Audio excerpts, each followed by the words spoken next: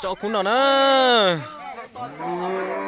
sẽ là gì mình chả nữa thôi in cho ý rồi nữa bây giờ cho cũ là thế rồi in cho chết thì chỉ một trụ xí nữa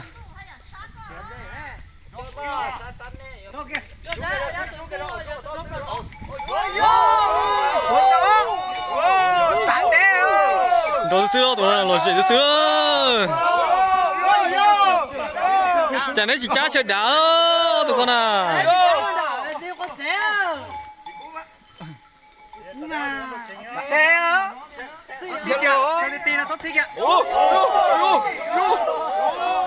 nhưng thật ta đây phục vụ từ sư có tới chân cho cũ vậy hả?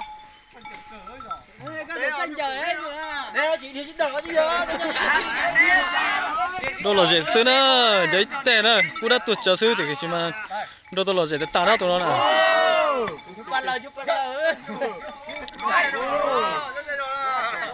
dùng tiền đó ô nhớ lại con mà trong xe chở đồ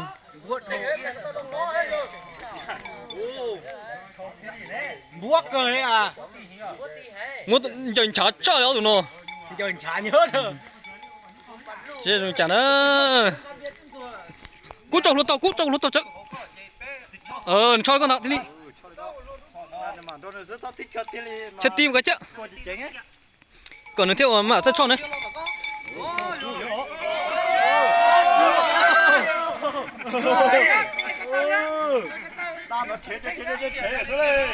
Chẳng có tụi có tiền chơi nữa à? non đâu chỉ cho nó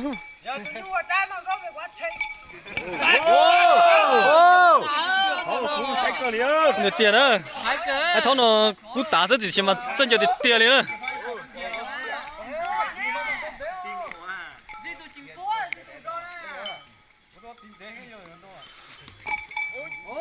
giờ thế ôi yo giờ rất là trồn nhiều thế luôn chứ cho con đã tụi mấy đã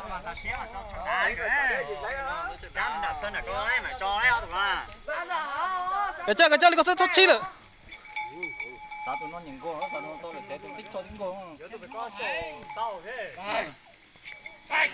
to thế là nó xanh con đi ở nhiều rồi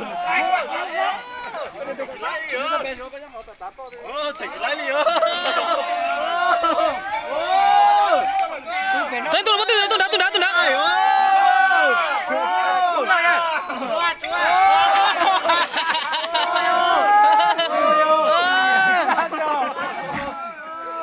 Đừng có chá chơi đá chỉ chá này.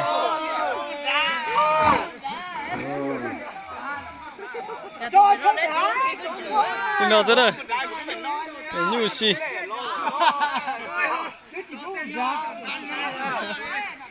Đá cháu đó bún đâu hả? Cho bún đâu hả?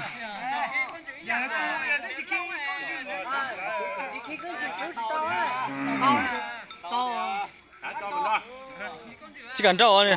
Ô chỉnh đâu vô. Cho tôi nhá.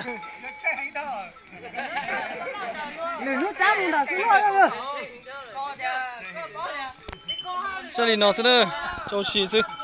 Cho tiền gì chúng nó xưa.